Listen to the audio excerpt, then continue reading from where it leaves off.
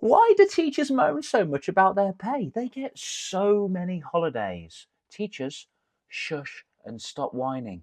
I'm going to have to take my glasses off for this one. People that say that have never been a teacher before in their entire life, and they couldn't possibly teach any young person, especially 30, at the same time. So people that say that, and get one of them. Hi, my name is Dale. I'm an international competence coach for kids, but I used to be a teacher once upon a time, teaching science and PE for 12 years. Now I'm coaching kids internationally around the world. That's what internationally actually means. So coaching them confidence, coaching them resilience, coaching them social skills, coaching them the way their mind works so they can cope with these ruffled emotions inside their brain so they can show up powerfully later on and actually now on in life. Hey, welcome to my channel. Feel free to like and subscribe. That'd be pretty cool, but if not, it's all right. Today, we are speaking about how much teachers are actually getting paid based on the amount of work they're putting in and how much they should be getting paid based on the amount of work they are putting in. And we're going to compare that to the phenomenon now of life coaching kids. There are so many teachers leaving the education system to now life coach kids. Why? Well, they make more time in their life, they can spend it with their family, they make more impact, they make more money, and they can travel in term time. But for now, let's dig in. So I want you to have a little look at the screen just here. First of all, on average, teachers are contracted to work 32.5 hours a week. And that is for 39 weeks of the year. So if we were to multiply 32.5 by 39, you will get 1,267.5 hours. So if we were to divide 32,000, which we're just going to assume is the average right now for how much a teacher's wages is per year, by 1,267.5, we should get £25.24 per hour, which even still isn't a lot of money considering teachers are actually changing the minds and cultivating our future generation. But based on the research by the Literacy Shed, they say that teachers on average are working 52.4 hours a week. Those extra hours, by the way, they're not getting paid for that. Just saying. So looking at the maths just here, we can see if we were to multiply 52.4 by 39, we will get 2,043.6 hours a year. But that's not all, because according to the tests, which is this thing just here, teachers are often working over the weekends for free, by the way, anywhere between 3 to 4 hours on a Sunday and a Saturday. And the test also reported that over 61% of teachers are working at least 7 hours per week over the summer holidays, of which they're not getting paid for as well.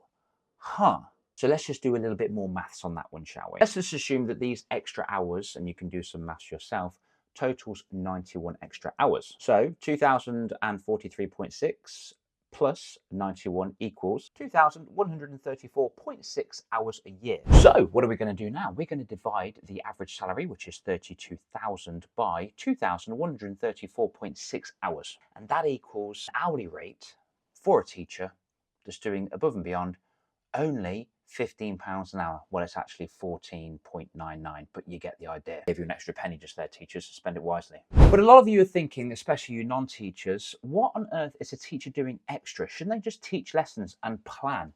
Yes. Yes, they should. And it's crazy, isn't it, that the education system has been around, well, the dogmatic used education system has been around for a very, very long time. Why we need to recreate lessons is beyond me. Yes, I know you have to differentiate for certain pupils, but, you know, is there a different type of ADHD that's new all of a sudden? Or can we just use the pre-planned lessons last year or the year before that so teachers don't get exhausted replanning every single weekend and spending more time with other people's kids as opposed to their own? So what else is a teacher doing other than teaching the lessons? Well, they have to mark their work. They have to plan the lessons as well. And bear in mind, they get different classes. Even if you're a primary school teacher, you've got different classes of different subjects. So you have to replan all that as well. And obviously, if you're a secondary school teacher, you have to replan for year 7, year 8, year 9, year 10, year 11. If you do A-level, wow, it's just mind-blowing. That's that in itself. You obviously have to write reports for every single pupil in the entire year group. We're going to do another video about how many reports a teacher actually has to write. Teachers also have to do extracurricular clubs as well, whether it be extra maths, whether it be extra PE lessons, whether it be after school activities.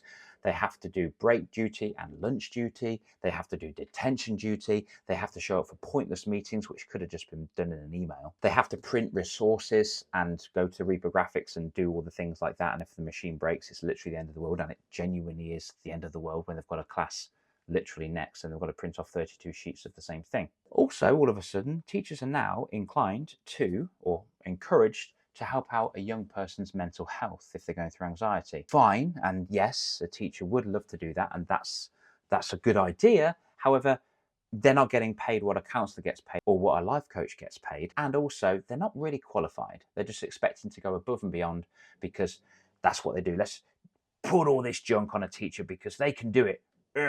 Until they break and they get burnt out. Does this broken dogmatic system need to change? Absolutely. But who is the most important person in the school, would you say? Please, please, please comment below and let me know what you think.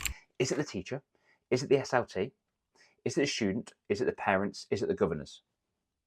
I would say that it's the teachers, because if the teachers are being absolutely suppressed and shackled by the education system with all the red tape they have to jump through and the absolute exhaustion, not to mention they have to pay for their own freaking glue sticks, by the way, out of their own pocket. So there goes that $14.99 thing. Because if a teacher's mental health is suffering, guess who that impacts?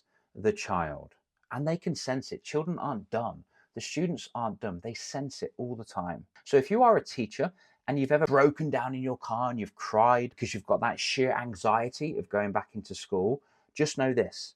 You are completely not broken. You're just burnt out. And that's okay. I'm not saying I want you to be burnt out. I'm just saying that it's okay to feel those feelings.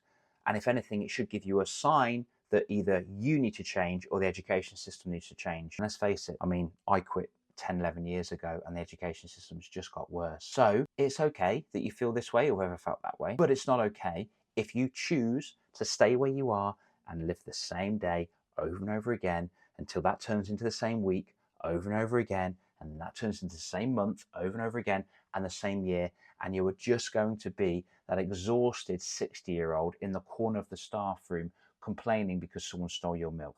Is that the life that you want to lead? If it is, I wish you all the best. But if it's not, and you want that little bit more, and there's a little voice inside of your head that's saying, oh, I just want more, I can do more, I'm worth more, then I would genuinely consider life coaching for kids. There are many other avenues for teachers, okay? I just don't know them as well as I do for life coaching kids. I've been life coaching kids now for approximately 11 years. I absolutely love it since then.